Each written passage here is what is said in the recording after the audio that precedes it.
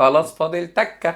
وخلاص فاضل تكة على آخر السكة. حبايبي خلاص فاضل تكه، ومعروف ان الماده الاخيره بايه بتتقفل. الماده الاخيره ايه بتتقفل والرحله تخلص، وهتنالوا حريتكم يوم الخميس الجاي ان شاء الله. وانا جاي دلوقتي عشان ارتب معاكم اللي احنا هنعمله خلال الاسبوع. فتحوا مخكم كده وروقوا بقى، وايا كان اللي حصل معاكم في الامتحان اللي فات ولا تشغلوا بالكم بيه والله العظيم. سواء انتوا عاكين الدنيا لا قدر الله لا قدر الله، الاحياء كده كده اصلا بيلعب بيها على التنسيق، والامتحان ان شاء الله جميل. فركزوا بقى معايا. احنا معانا بسم الله ما شاء الله الوقت قصير جدا جدا جدا جدا جدا جدا، اللي هو 7 ايام. 7 ايام كاملين على الاحياء. على فكره ما حدش يستكترهم، الاستكتار بتاعتكم هيديكم الامان، هيخليكم تحسوا انه في وقت كتير جدا فترحرحه قوي، فتعملوا استراحه محارب يا عيني، وهو كان بيروح ينضرب بس مش بيحارب ولا حاجه، لحد ما تلاقوا فاضل لكم يومين 3 مش هتحاولوا تعملوا اي حاجه.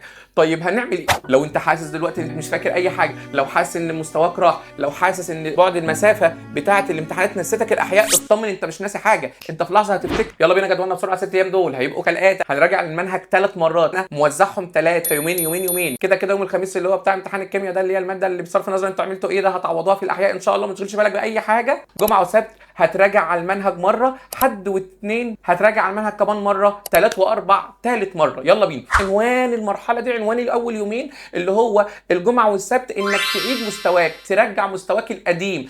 اول حاجه هتراجع المنهج مراجعه متأنية، مش شرح انتظام، تراجع كل الفنيات، تراجع حلولك انت الشخصيه وما تحلش جديد، وراجع كل حاجه انت كنت عامل عليها هايلايت او كانت واقفه قدامك او بالنسبه لك كانت فكره حلوه، وثلاث فصول 3 فصول، ويبقى اليومين دول ما تشغلش بالك باي حاجه ولا تحل شوامل. وبالتالي يبقى انت راجعت الجمعه والسبت، رجعت مستواك بالمراجعه الانتظاميه المتأنية بالحلول اللي انت اوريدي حلها قبل كده وكانت واقفه قدامك وعملت عليها هايلايت. طب بالنسبه لي انا متواجد معاك اونلاين، مش هسيبك، كل حاجه حليناها. شهر 5 وشهر 6 حلينا اكتر من 80 محاضره الحمد لله، حلنا اكتر من 5000 سؤال، وشرحنا المنهج كله، وشرحنا التعديلات الوزاره كلها تفصيليه، وكله هيبقى متاح معاك خلال كل الايام. بس انا عايزك تخلصهم في اول يومين دول علشان ترمي ورا ظهرك انك رجعت مستواك القديم في اول يومين. خلاص كده خلصنا مين؟ الجمعه والسبت. تعالى بقى حد والاثنين. الحد والاثنين دول بقى ايه؟ مراجعه حريفه بقى. انا بقى متعمد ان هم يكونوا اليومين اللي في النص دول بتوعي. انا هبعت لك كتاب جديد تحله، وهتكون النماذج الاسترشاديه ان شاء الله موجوده عندك اونلاين في خلال اليومين دول. حتى في يوم ليالي الامتحان بتاعتنا اللي هو الحد والاثنين هتيجي لي هنا فيهم في المقر الساعه 5 ان شاء الله،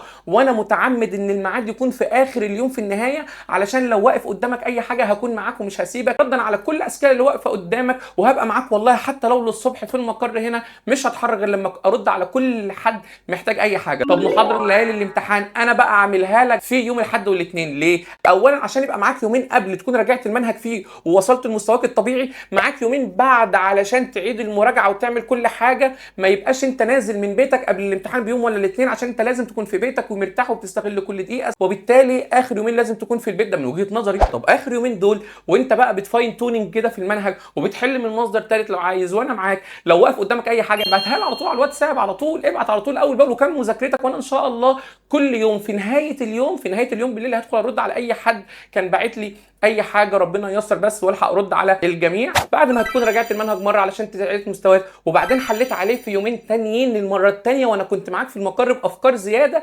احتفل بقى في اخر يومين وانت مش شايل هم حاجه ومطمن وكلك يقين بربنا ان هو هيكرمك، علشان احنا تعبنا والتوفيق كده كده جاي. والله العظيم مفيش حد بيتعب الا لما يكون ربنا يكرمه. الحمد لله انا عارف ان انا تعبت، وانا عارف ان حبايبي تعبوا معايا، وربنا هيكرمنا كلنا ان شاء الله. وفي النهايه بقول لك اطمن اطمن اطمن، ما تخافش ما تخافش، والله ربنا مش بيضيع تعب حد ايا كان. انت خيالك بيقول لك ايه في اللي فات وانت عملت ايه، ما تشغلش بالك. كرم ربنا اكبر من كل ظنوننا والله العظيم، اكبر من تقصيرنا ومن ظنوننا ومن توقعاتنا. احسن الظن بيه بس ومالكش دعوه باي حاجه، واسعى اسعى اسعى اسعى، والنتيجه عند ربنا هو شايل لك فيه الخير. وانا معاكم كل دقيقه وكل ساعه في ال6 ايام دول. ما تشيلوش هم اي حاجه، ربنا يحميكم يا رب ويوفقك. والله العظيم انا واثق فيكم جدا جدا جدا جدا جدا جدا جدا جدا، وواثق من كرم ربنا لينا كلنا وبتوفيقه ان شاء الله. يلا شدوا حيلكم ويفرحوني بيكم.